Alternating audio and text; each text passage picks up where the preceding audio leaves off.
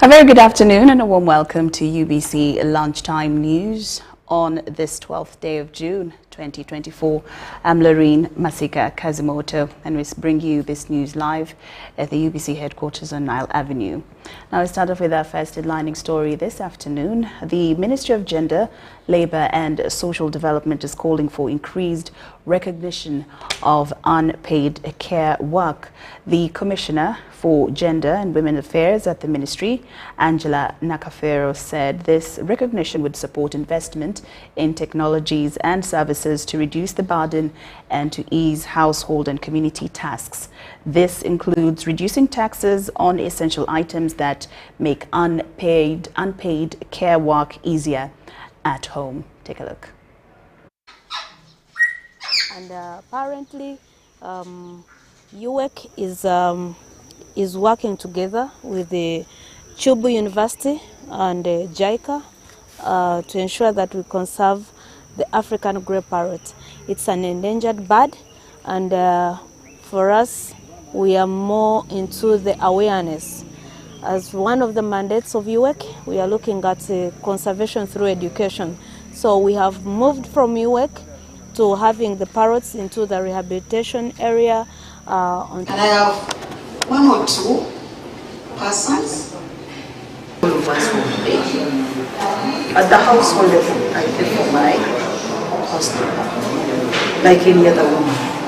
The families are paying for the services. At the community level, communities need to come in to pay for the services, child care, management facilities, even the infrastructure. Because the children are not going to come and play within an open space. They need a shelter where they're going to perform. They need the services, the person who's going to care for them. So communities also need to pay. At the national level, government is already paying for some of these services. Grants for the older persons, grants for disabled persons, persons with disability, the sick, and of course government is paying but much more is expected. We as members of parliament want to task the government to come up with a clear policy on this caregiving work, but also most importantly the domestic workers who do a lot of work. We also have to see to it that government invests heavily in ensuring that what is consuming the time of the women, and also men, some men also provide this caregiving work, is actually dealt with. We need to ensure that water sources are closer to the women so that they don't walk long distances looking for this water. We need to ensure that government find a way of supporting families to actually use biogas as a means of energy in the homes, other than relying on charcoal, relying on wood fuel, which actually also destroys the environment. We have to ensure that health centers are closer to the mothers so that they don't walk long distances but also spend long hours in addition to walking the long distance at the health facilities. So, can we recognize this as work? I know there's a misconception where people are saying women want to be paid. That's not what we're saying. Can we recognize it as work? All of you will remember when we were locked down during COVID, where were we surviving? It was the care economy. It was the care economy, and COVID proved us that the care economy subsidizes the money economy. Money was not exchanged in a lot of hands, but work was being done, and that sustained homes, that sustained the communities. All of us stayed at home, but the women who were in those markets were the ones sustaining us. So that is it. One, can we recognize this? With additional care needs. So sometimes there are people, those who require specific care needs, persons with disabilities and children, etc. So those with additional care needs. So we need to look at that as well from a policy perspective and the extent to which resources are being provided and investment is being made in this area. As Oxfam and coordinate and of course instruction.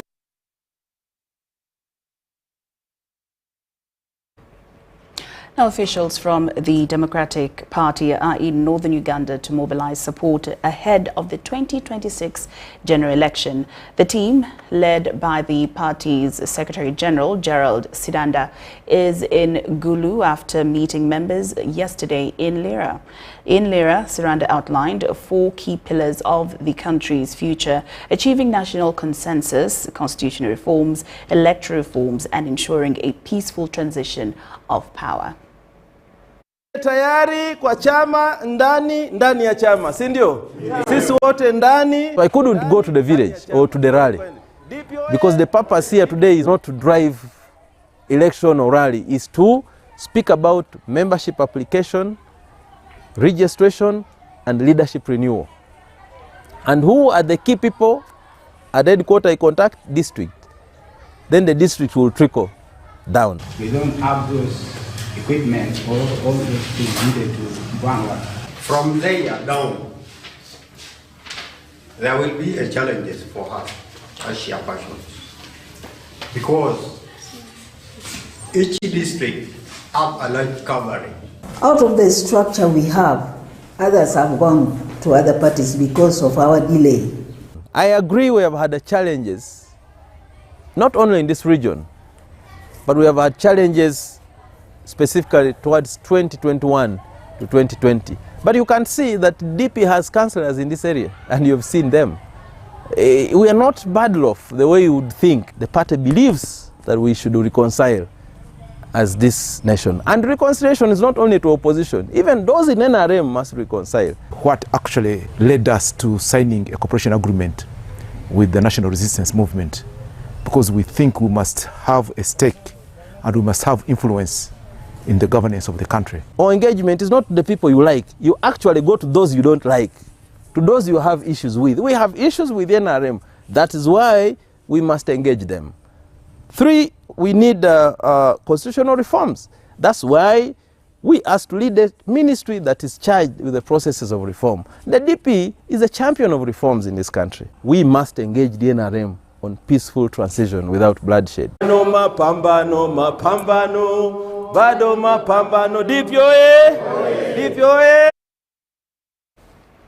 UBC Lunchtime News. Now, the educationists and conservationists have expressed concern over increasing illegal trafficking of the African grey parrot in the country. They are calling for corrective efforts to conserve these endangered birds as they face extinction.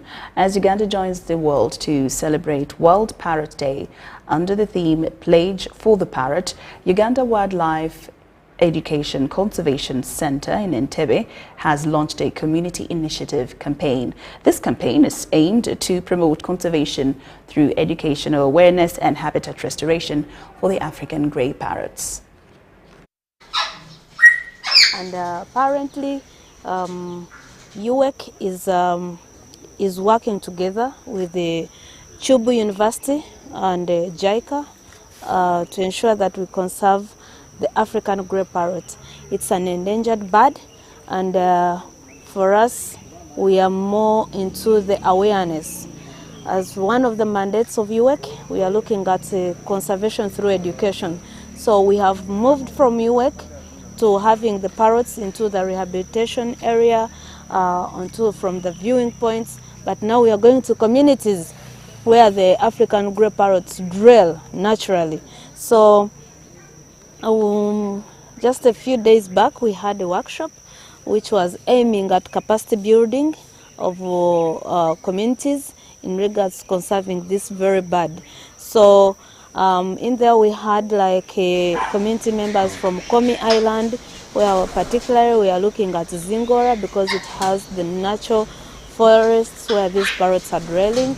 We also had community members from Makanaga wetland, that is in PG district, and then also the Entebbe tourists around. We have parrots around Entebbe, so we thought that it would be very nice, it would be very okay for the people to get to know more about this endangered bird. We decided to bird with a group from Uganda Wildlife Education Center, and we are birding in Guda Forest Reserve, Central Forest Reserve here in Chituburu, Entebbe. And particularly today we're celebrating Parrots Day, and that's why we picked up keen interest to come and do birding today. We do have grey parrots and the mayor's parrots. We get these ones in botanical gardens, and we can also find them here. These are birds that really fly in long distances. You could get them in the morning and also in the evenings. Sometimes even during the day you will see them when they are feeding. So yes, Entebbe has lots of these places that still have indigenous trees that the parrots love to feed on.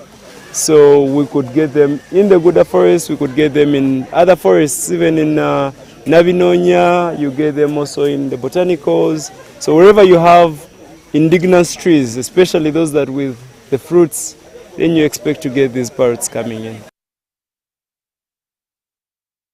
Time News takes a very short break, but we return with more stories after these messages.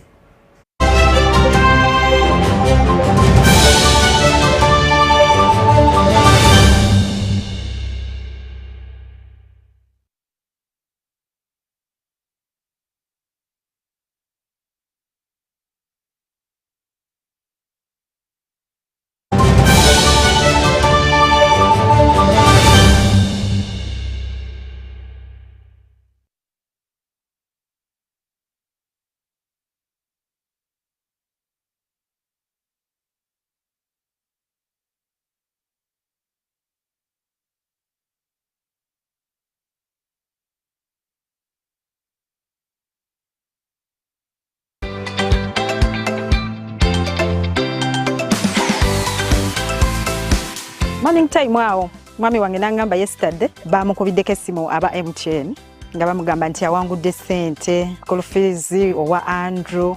In fact tuli awo nga tukyabuusabuusa naye nzikiriza mazima nga maze kulabako ate at the first nalinga ndowooza oba MTN balina ebintu byabwe bapanga nga sirabako ku neighbor wange nga bamukubidde kasimu. Twebaza abe MTN bannange okutuddizaawo bannaayo okuddiza guba mwoyo. Tweyanziza tweyanzeege omuzadde yenna ali eyo bannange ebintu bya ddala togaana kukikola kozesa MTN okusasula school fees w'omwana wo ng'onyiga *165*80# bannaye ebya ddala si bya kyayi. Together we're unstoppable. What is a dream? What does it mean to you? To her? To them? It's time we dare to dream anew. Dream bigger, better, bolder.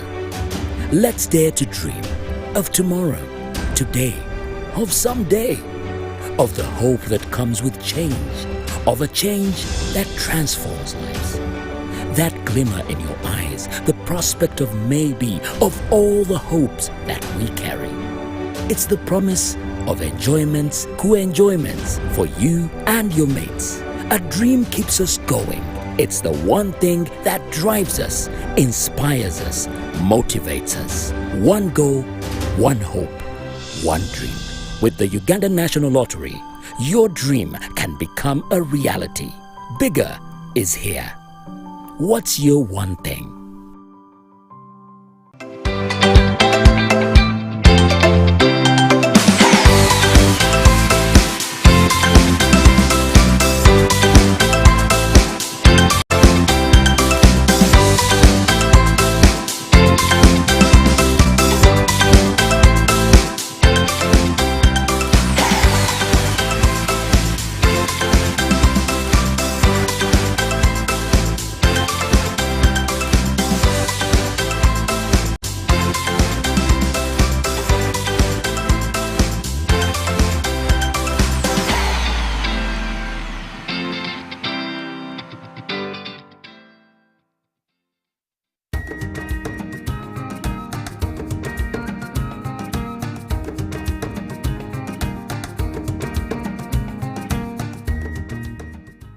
We started with 1 acre. We started with poultry, then we added cows. Milk, a day we get 100 liters. When the president was around in 2019 in campaigns, he was in Chenjojo at a rally, was still insisting on 4-acre model. Then that's where my husband raised up. Was like, no, Mr. President, for me I have 1 acre. I practiced what you are telling these people. Now I'm able to earn such and such amount. Then was, wow, you bring Mr. Nyakana, tell us. And our 1 acre is not yet to its 100%. As you see, we've been growing up in income, educating siblings, the income security. Now if you even want a loan, they've been calling us, come and give you a loan.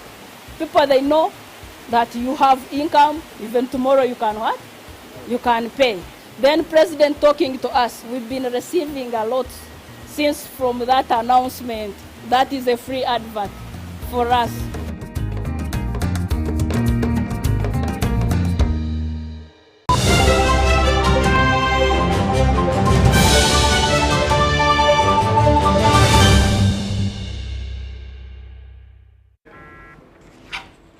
Welcome back from the break, and we're glad that you're still with us here in UBC Lunchtime News. I'm Lorene Masika Kazimoto.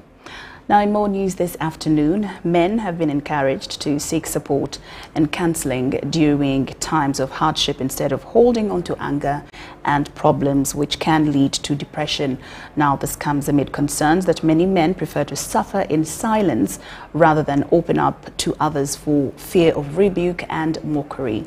Citing recent cases of suicide, Samuel Bukutana, the provincial president of the Uganda Fathers Union, challenged men to outgrow outdated beliefs that portray men as insulated from pain. On the other hand, the Archbishop of the Church of Uganda, Dr. Samuel Kazimba Mugalu, is calling on men to rise to the occasion and fully assume their responsibilities. Now, these issues were discussed under the ongoing Father's Day meeting at Namrembe Guest House in Kampala.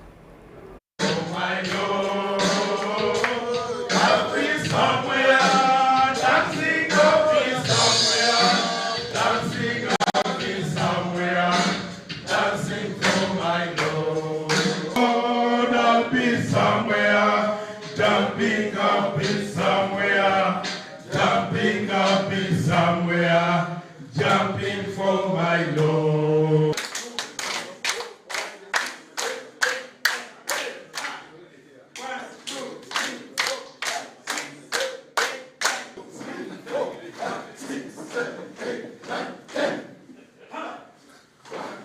We need to create an environment where our sons, where our brothers, where our husbands, where our nephews can actually come and open up and seek for help just like any other human being. But remember, it begins with you as a man, especially to be in a community of fellow men where you talk together and open up. When you meet together, stop just talking about football and you're talking about how you are part of which group of Subaru owners, and you're talking about how you are now in the corporate league as an assistant, this deputy, the other. No, open up, talk about what you are truly going through and find help for one another. Let us learn to work. Let us be entrepreneurs. Let us be God-fearing. Let us remember parenting. Let us forget things that are taking us off, like drinking, like humanizing these things. We kill our nation, we kill our church, we kill our family. It's very good. We are now rebuilding the foundation, because a man is the head of the home.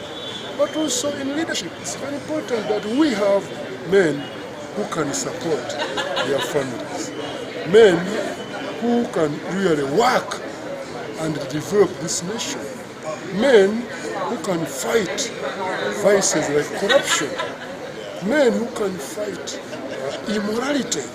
And this is really a very good beginning. So as the Archbishop of the Church of Uganda, I am excited, because one of my campaigns is to rebuild a man back to his status the way God created him.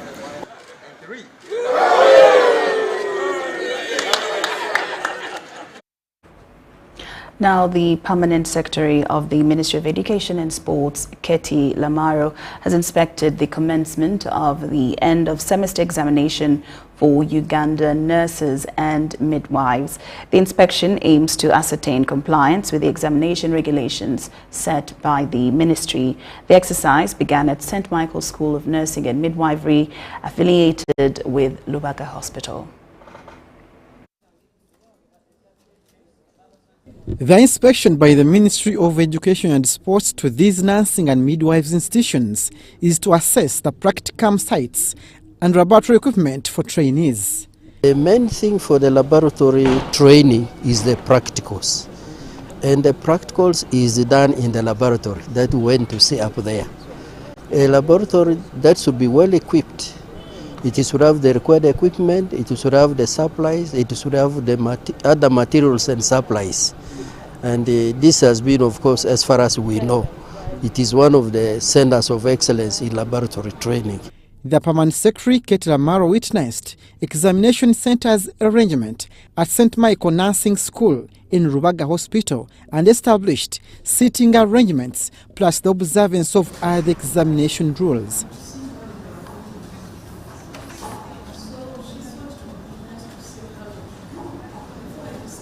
When the ministry comes, it helps them when we are explaining about the insufficiency of funds. They've gone there and they see what is happening and they comfortably approve the budget. And I'm sure the PS informs our First Lady, the main minister, Mama, and things go well. It's not good to do things behind their back, because once you have something to present, at least they have a picture. And they say, whatever you are talking about, we've witnessed it and it is okay. The inspection team realized the increasing number of candidates which warrants small resource provision. We started off, in those early days, we started off with examiners about 56. But as we talk today, the whole total number that participates in the exam is about 2,200 and something. So you can see every year the number is increasing. And therefore, when a PS comes like this, he sees, witnesses, or when the ministers come like this, they appreciate our problems. And therefore, when we start making our budget and requesting for money, they reflect what they have seen, and things go on very well. The inspection was prompted by increasing cases of examination malpractices and non-compliance to the set standard operating procedures. Abdul Nasir Wama and Rogers Komagun for UBC. CFA Society East Africa has its second Alternative Investments Conference during the Venture, Capital and Alternative Investment Week in Kampala. This event has been held in collaboration with the East African Private Equity and Venture Capital Association, aimed to foster collaboration within the investment community. Jointly hosted with the Private Sector Foundation Uganda, the conference has established itself as a premier regional gathering, drawing regulators, policymakers, investment professionals, financiers, investors, and fund managers. That a startup CEO founder may not have the smarts to scale up. Doesn't mean you're competent. Even globally, some of the best founders, people like Mark Zuckerberg, began Facebook fantastically, but he had to get Sheryl Sandberg to come on board, help him scale up. The guys who began Google, brilliant guys, fantastic guys, but they couldn't run a big company. They had to get a guy like Eric Schmidt to come and scale them up. I've seen the same thing play out in East Africa. The companies that have succeeded in the industry have had to get professionals.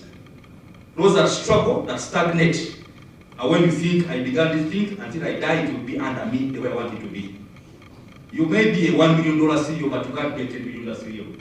Because the dynamics of having a $10 million successful company are very different. Our motivation for this conference is coming from our recognition that where Uganda has reached, we need all to pull together to find solutions, build our schools, build new hospitals. We need to create companies that are going to employ our children tomorrow. And if we don't do these things today, they will not exist tomorrow. So we recognize that it is an effort of many professionals that we need to bring together. And our small step that we are taking today is that on our side, we are aware of institutions that have money. We are aware of people who are writing the laws. We are aware of people who are running ventures or investments. And we are trying to put them together in one room and say, can we all bring our efforts to address the problems we have with hospitals? Can we build new ones? The problems we have with our roads, can we build new roads? The problem we have with companies, can we finance young companies? One of the areas that the conference also looks to speak to is how to address the reasons as to why some of the players within the market fail to access the capital. So even when the capital is readily available, why are local enterprises not able to access this capital? If they access it, how can they better utilize it to achieve the 2x, 10x, that the team is speaking about? So the role of advisory or technical assistance and business development services is critical and is also one of the areas that are being addressed by the conference. Capital outflow in a sense, and that's why this conference is very relevant, that if we cannot address our local capital formation, we should not expect others to address it for us.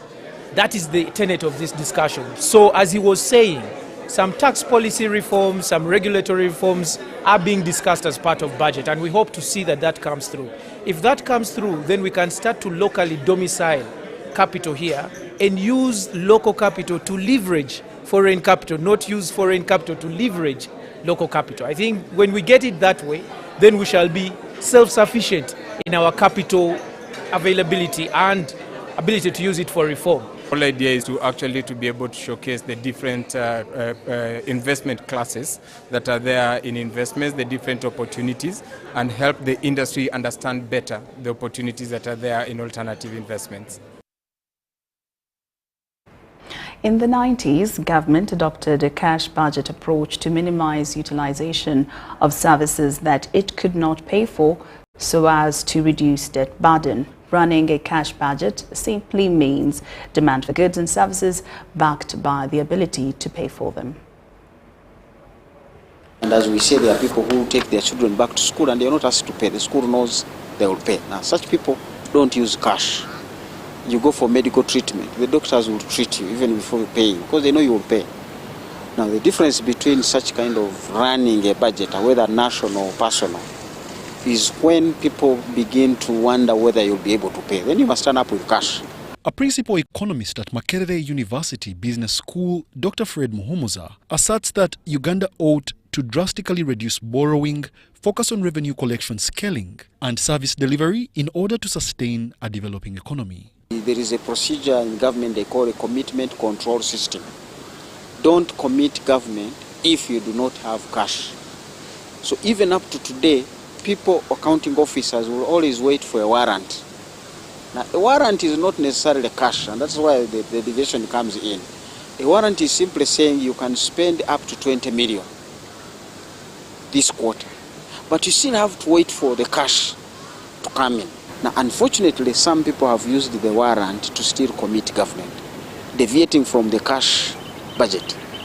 And that is where the whole talk of arrears. According to the June 2023 Auditor General's report, Uganda's public debt has risen to unprecedented levels, reaching 96.1 trillion shillings, of which 44 trillion shillings is domestic, while 52.8 trillion is from foreign sources. The national budgets for financial years 2023-2024, 2024-25 prioritized debt repayment. But what is the opportunity cost for paying this debt? Yeah, when there is debt, then you find that you're concentrating more to pay debt than to provide for the different sectors. So you find that there will be less funding for the education institutions, there's less funding especially for research, you find there is less funding for the appropriate equipment required in hospitals. When I see the debt going close to 34 trillion in a budget of 72 trillion, then you domestic and foreign plus what we call refinancing, because you have refinancing, meaning the money has matured, but we don't have it to pay back those who lent us. So you do an accounting book to say, leave me with your money, but I'll continue to pay you interest. But now remember, that's not new money, but it's sitting in the 72. So 12 is sitting in the 72, but it's not new money. That brings you down to 60. Interest payment is about 8.5, 8.7. That's not going to come to me and you to offer services. It is to pay back those who lent government. That makes it 20 trillion already out of the budget. There is a 9 trillion to Bank of Uganda. That's not going to come to me and you to fix our roads and improve health care. So you're already on 29. Then you are going to add on 3.5, which is to external debt. You have entered 33, 34 trillion. Money in the budget, but which is not going to speak to the needs of the year. Now that's a true cost of debt. Despite minimizing activities like trips out of the country, which were considered wasteful, there still manifests inefficient utilization of resources which impact expenditures in the long run. As we enter the financial year 2024-25, government accounting officers have been employed to minimize unnecessary spending and check wastage. Wadulo Mark Arnold, UBC News in Kampala.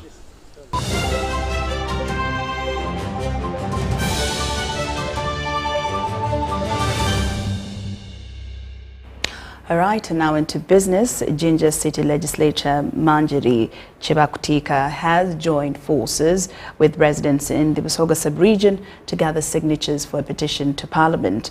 They are protesting the Ministry of Agriculture, Animal Industry and Fisheries decision to move the education exhibition from the Jinja Agriculture Showground to Bukalasa Agricultural Institute in Luwero. Their goal is to collect 50,000 signatures to support their cause. Now, she also serves as a shadow minister for trade and industry. Well, she says that the education exhibition significantly boosts Jinja's economy by attracting a high number of exhibitors and visitors. So far, more than 5,000 signatures have been collected.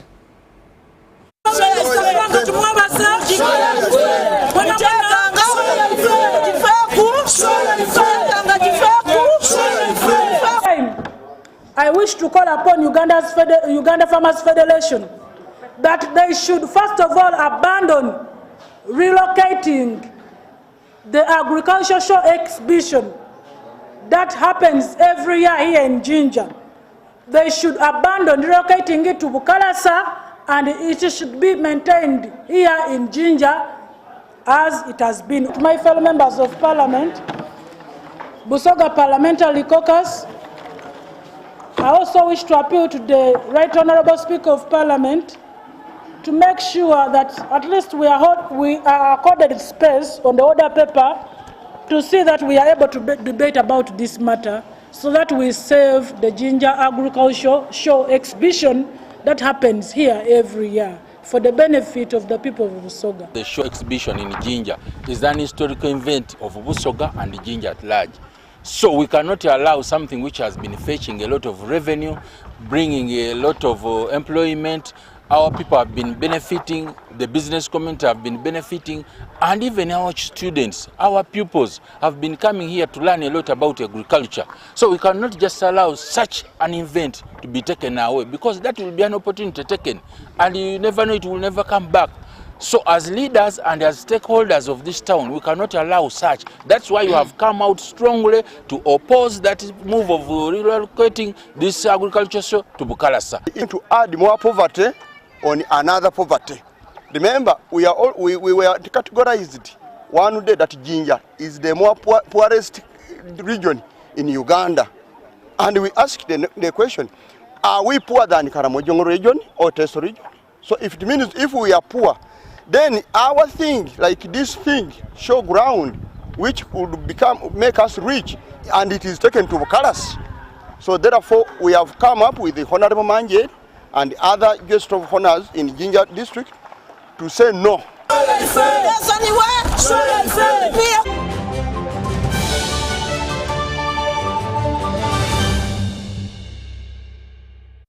World of sports, the 2024 Caring Heart Schools Premier League has entered another match day with action at the school's campus on Kagula Hill, Kachiri, Wakiso district. Now in its second match day, the Caring Heart Schools Premier League continues to excite with passion and zeal aplenty. This was evidenced at the latest match day at the school's playground at Kagula Hill, Kakiri Wakiso district during a game between Liverpool and Arsenal. The enthralling fixture that saw Liverpool take a 3-0 half-time lead provided thrills in the second half that Arsenal levelled and in fact took a 4-3 lead but lost 5-4 after a late Liverpool renaissance.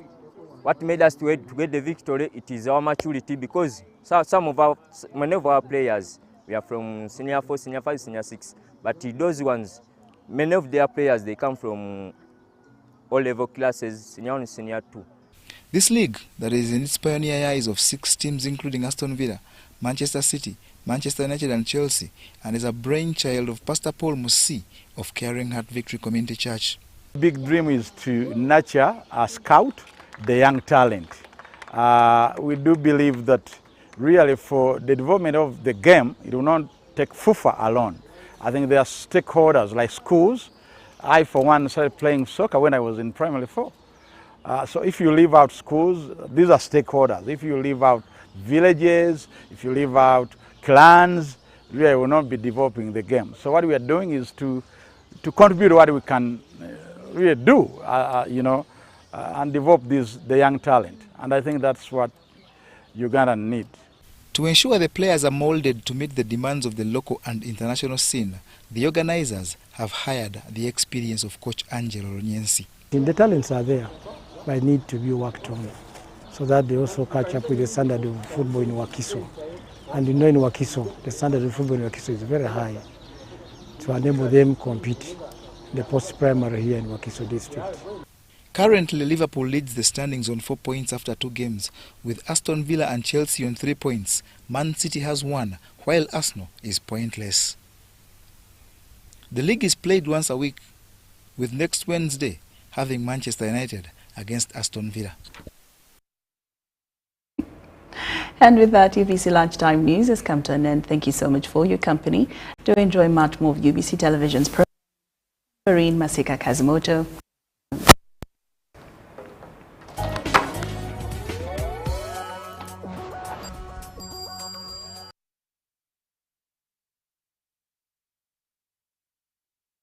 UBC, inspiring Uganda.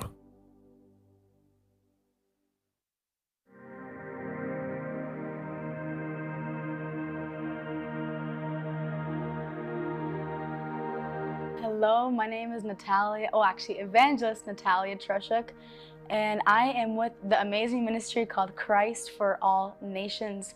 This ministry is an evangelistic ministry that is based in